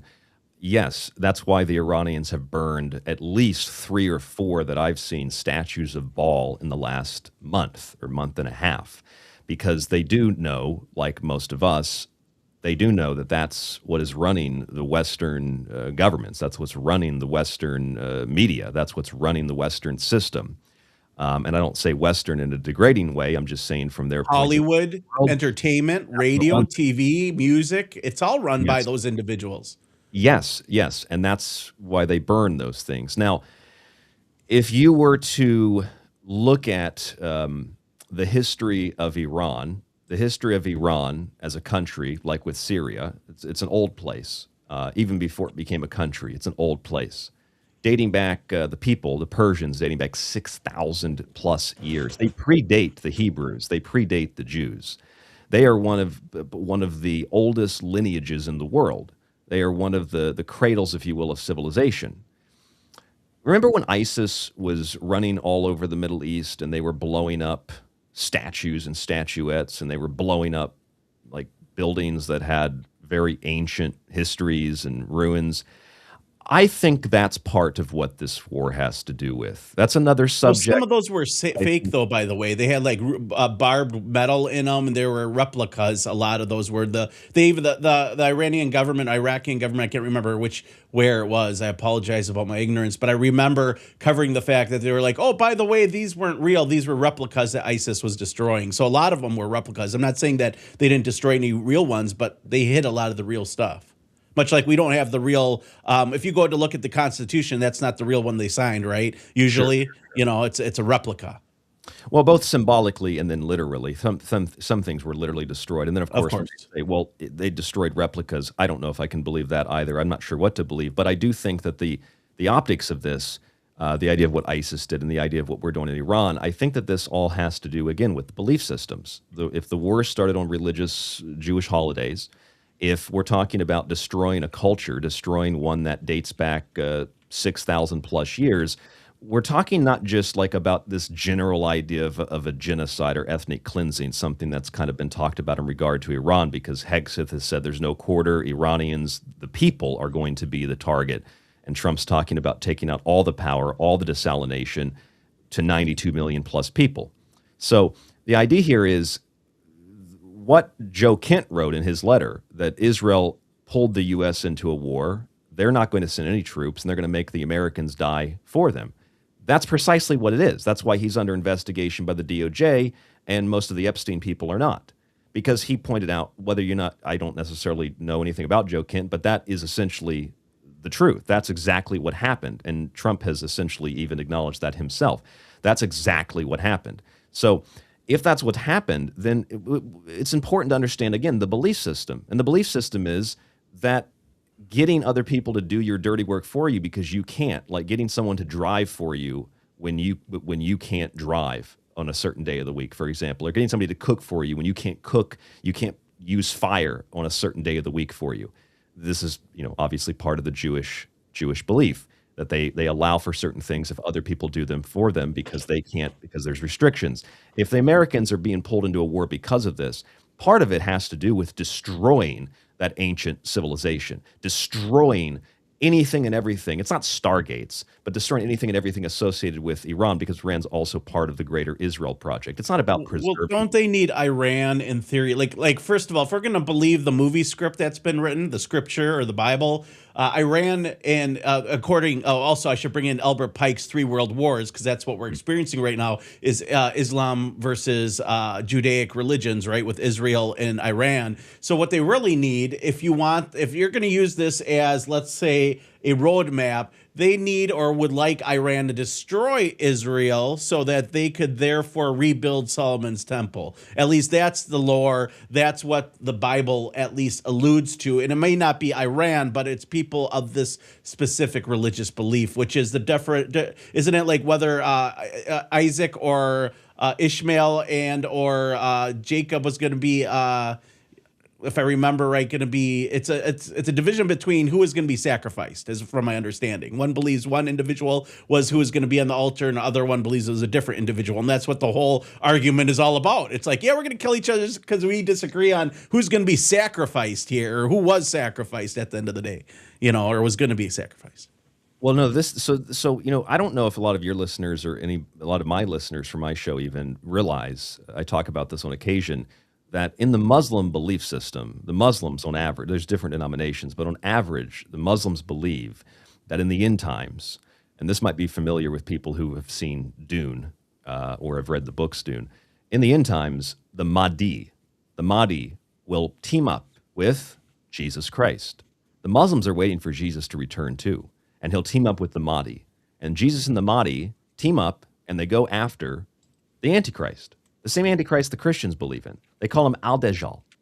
And they go after the Al-Dajjal. They go after the Antichrist. Now, to the Muslims, the Antichrist is going to be the same thing the Christians believe.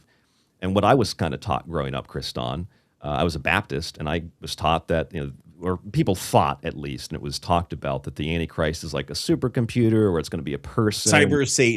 Cyber Satan, yes. And that this is going to be, connected very strongly to Israel. Well, that's what the Muslims believe.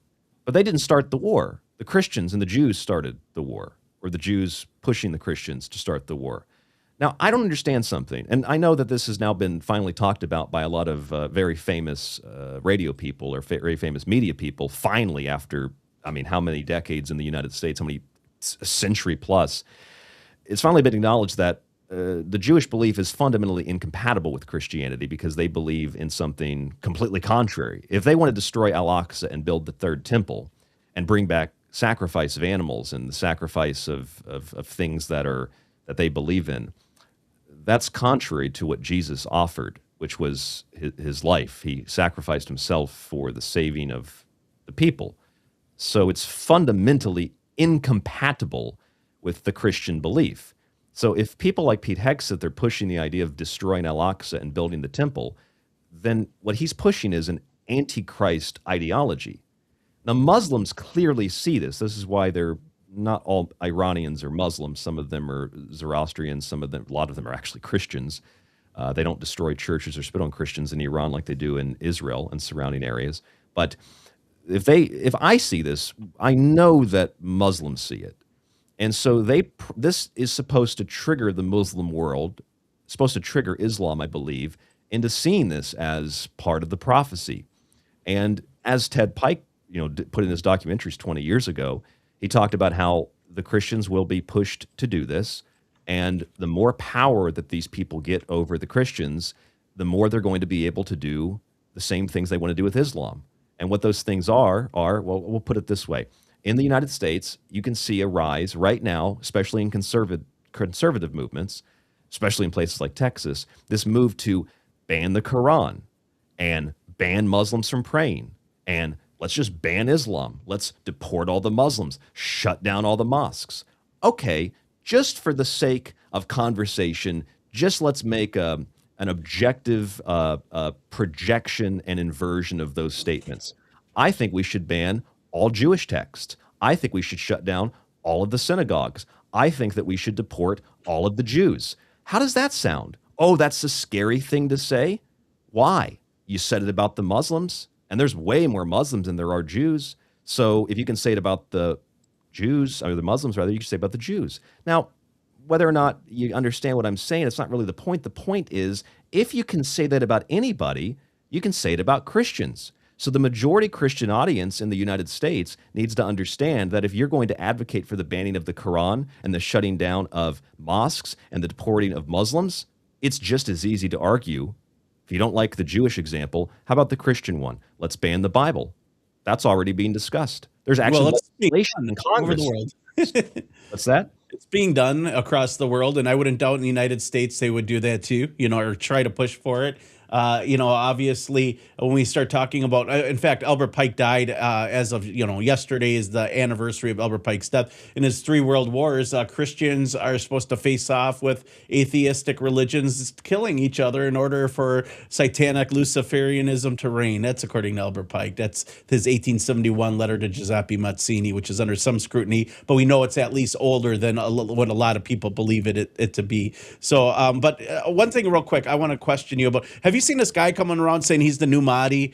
He's going around and, he's convincing. He kind of looks like the white Jesus, per se, that we've all learned to grow up with, which, by the way, Jesus wasn't Caucasian by any means. So a lot of people don't understand that.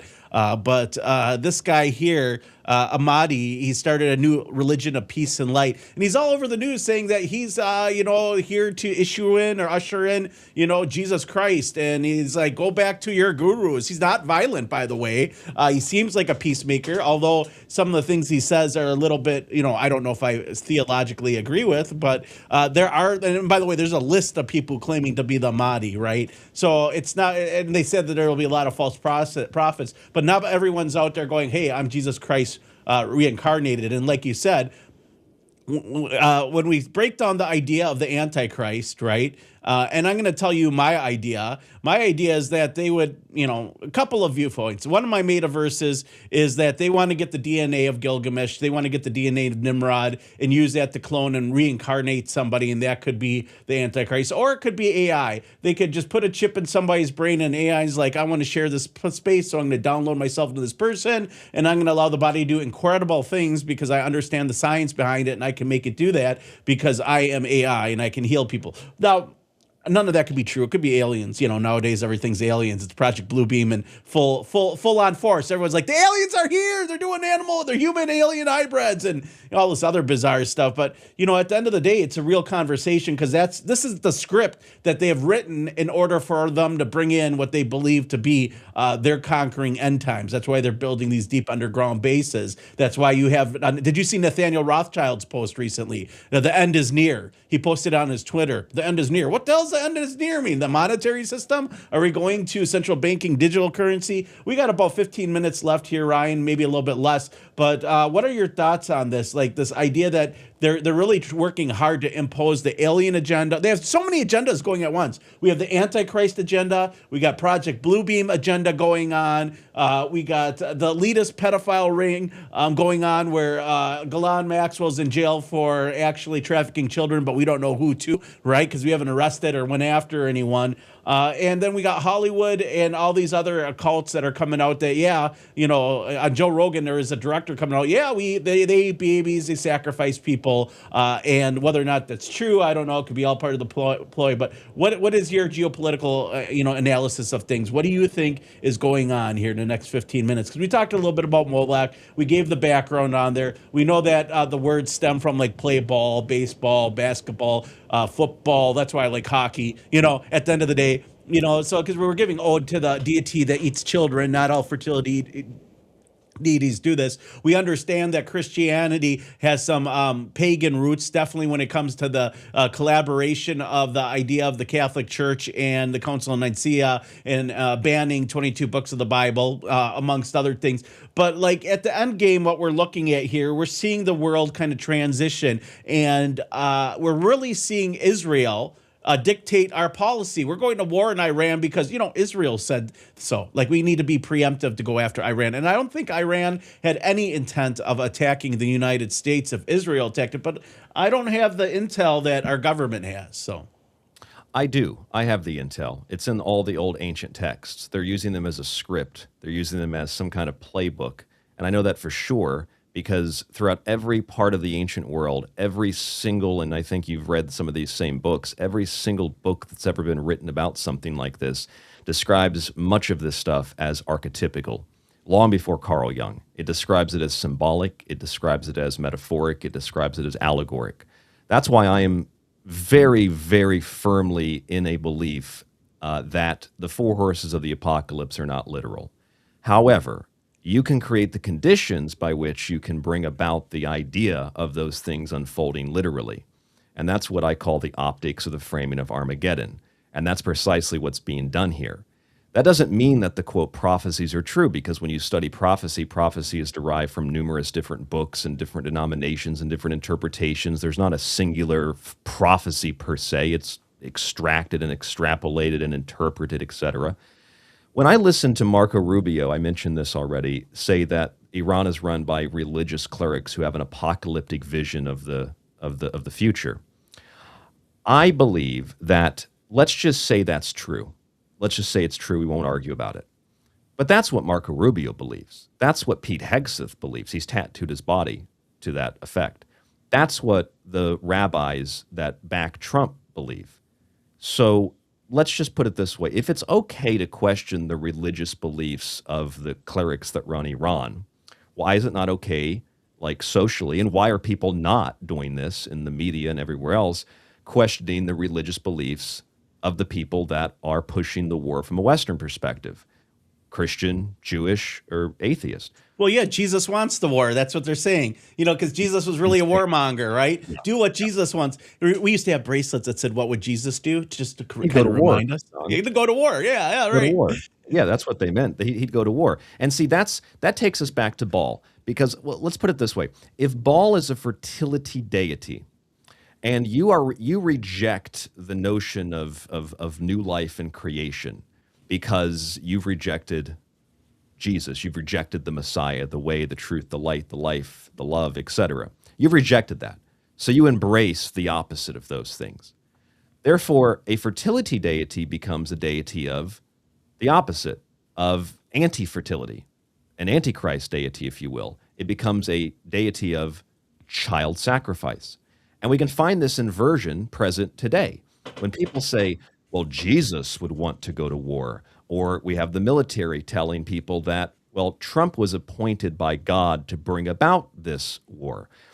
All of this is extremely antichrist-esque. And if the Christians today who believe in all of this stuff and are pushing all of this stuff from the American perspective, if they get what they want, I hope Christians understand that what you're going to get is not Jesus returning. You're going to bring to power the, quote, Antichrist. And since this stuff is, in my assessment, highly metaphoric and highly allegorical, there ain't going to be any saving. Jesus ain't going to come back and protect you from what's happening. Your belief systems are being played on in a profoundly vulgar and disgusting and nasty way. And that's coming from someone who's not a Christian. And I'm watching the Bible be outlawed. I'm watching other religions essentially be outlawed. We're preparing for that. I'm watching this happen, and the people that are backing it are not anti-religious. They're highly pro-religious. They're not anti-Jesus. They love Jesus. They're saying Jesus is the reason for the treason. He's the reason for the season of war. It's great. Jesus loves this stuff. I start to think, well, if the, quote, prophecies and beliefs were right, then I'm pretty sure that all of the people that are involved in this and all the people that are running this, they represent and are possessed by the spirit of the, quote, Antichrist, because that's what all of this is. Jesus didn't preach war. He taught the opposite. So we should not be advocating for war in the name of Jesus. And if we are, where's that coming from? It's probably coming from the same people who sacrificed children on the altar to the fertility deity because they believe that they're the ones that are chosen by God and they rejected the Messiah, and so they have the authority and the right to kill creation, to destroy life. And just like if you watch enough Hollywood movies, what can you mock and make fun of? Every person on a plane who's a terrorist is Muslim in almost every case. Bible-believing Christians. It's always the Muslims, and the Christians are always bad, or the Christians are always annoying. But it's never the Jews. The Jews are all great. They're great, smart people. They're fantastic. Why are they not being made fun of on average? Why are Jews not being held responsible for the atrocities they've committed historically? Why is that never part of the discussion? It's because they disproportionately, it's in the Encyclopedia Judaica. I learned this from an encyclopedia and from rabbis, disproportionately control the media, disproportionately control banks, disproportionately control social media. Medical industry, governments, music industry, the music industry. They are the ones that are behind, quote, gangster rap music. They're behind interracial pornography, hardcore pornography. The list goes on and on. Well, the snuff stuff, everything. And Disney was a big proponent of that too. What's interesting is we have to differentiate real quick between Zionistic political belief Judaism and those who actually practice the Hebrew religion, not so much of the Talmud aspect of things, because not everyone believes the same thing, right? But the people in charge are the ones that believe in the Zionistic viewpoint, this new utopia and one world government. In fact, I'm starting to believe that Freemasonry is just Zionism for the Goy. Well, here's the thing. We can differentiate between those things. But nevertheless, it is factually true that all of those instances that I just gave you, all of those cases, I mean, the porn industry is a great example. If you study the companies and the people that run it. And you can segregate there too, right? They don't put everything together. You can have, white on white, black on white, whatever it is, black on black. Who pushes that? Imagine if you had movies and you're like, I just want to see a black person movie or a white person movie. They would go nuts. But on pornography, that's okay, I guess. Let me give you an example. There's a woman over here in Japan. Her name is Amy Pope. She's not Jewish. She's Christian. And she works with the United Nations. And she said that the reason that Japan has issues like socially is because we don't have enough black people over here. We need more black people in Japan. As a white woman who's a Christian, you know why she says that? I'm not joking. I'm not exaggerating. I'm not making this up. It's on the UN's website why she says that. She gave an interview about it when she was selected to oversee this immigration thing in Japan. Amy Pope says that the reason she wants to put more black people in Japan, and not like super smart people, just more blacks, I don't know why, that's what she said, was because she grew up with a father who was very Christian, I think he was a pastor and a preacher. And they lived, I think they moved around a lot, but they lived next to this woman. And this woman, she met her when she was younger, had a tattoo on her arm and claimed that she was a survivor of Auschwitz. Now, when I say claim, I'm sure she did survive Auschwitz because Auschwitz was But not we death. can't prove it, right, is what you're saying. Yeah, I understand. Well, no. That's actually not what I'm saying. What I'm saying is Auschwitz was not a death camp. It was a work facility that had dental care and entertainment, and that's all provable in the photographic record, among other things. The point of what I'm getting at here is that Amy Pope says we need to bring more black people to Japan because she had a neighbor who survived Auschwitz. That's actually what she says. I saw the neighbor. She survived. Her family was involved. And so we have to bring more blacks to Japan. Now, how you get to that point, I have no idea. I guess she's saying that blacks are oppressed, so we need to bring them to countries that won't oppress them, which if you want to do that, Japan ain't the place to do it. Eastern Asia is not the place to bring more black people. Why? She's inspired by some kind of like Jewish history to push multiculturalism. There's a thing here that's not just Zionism. There's a thing here that goes back into the Roman world. And it's probably more understandable from pop culture, this issue between the Romans and the Jews, like the Romans and the Christians. And that needs to be understood, that it's not just a Zionist thing. It is a Jewish thing in the same way that we can say it's a Muslim thing. And you'd be right in a lot of cases. It's a Muslim thing. And in a lot of cases, you can say it's a Christian thing. You'd be right in some cases. It's a Christian thing. The Catholic Church, which I know some people say, well, it's not Christian, it's Catholic. Okay, but the Catholic Church has a real big problem touching kids. There's a lot of that problem in the Muslim world, too. And the educational system, I keep seeing these female teachers going to jail for diddling their male students, you know. There's a bunch of that. There's a bunch of that going on. What I'm saying is there is a disproportionate blame placed on Islam, and there's a disproportionate blame even placed on Christianity. If we're going to be fair and look at the Abrahamic beliefs and faiths, that same blame needs to be placed on Jews.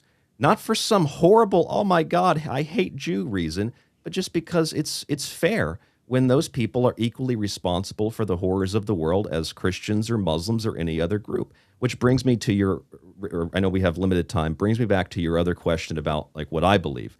Shintoism. And this is going to wrap it all up, I think, with a nice little bow. Shinto comes from ultimately India, which is where a lot of religions come from. It comes from Buddhism. It comes from other things like Confucianism. But it's an indigenous Japanese belief. The term Shinto, and I think this will perk your ears up, Kristan, it comes from Shindao, and it means the way. The way. It's the same meaning as what Jesus taught. It says this in the Quran that Allah shows the way. The Mandalorian, this is the way. In the Bhagavad Gita, Krishna shows the way. And in Shintoism, it's not really even technically a religion. It's just like a practice. You pray, and there's a little mirror that reflects yourself, so it's self-reflection. It's lunar, if you will. It's also solar because the main goddess is Amaterasu, the sun goddess. So it's solar, it's lunar. It's also self-reflective. So this is the conscious, unconscious, and subconscious mind. They use crosses to get rid of negative energy, just like the Druids did or just like Christians do. They put a heavy emphasis on duty and responsibility and making, the community and taking care of your responsibility, making the world a better place, essentially, but just maybe not from the same perspective as a Westerner might believe or might see the world. And so when you study Shintoism, from the ringing of bells on the shrine to the prayer and the self-reflection, Jesus taught to pray internally and turn yourself internally in the closet, shut the door. It says the same thing in the Bhagavad Gita, same thing in the Quran. Jesus taught the same thing that those texts taught before and after the Bible and before and after Jesus. The Bhagavad Gita is old, Quran came later.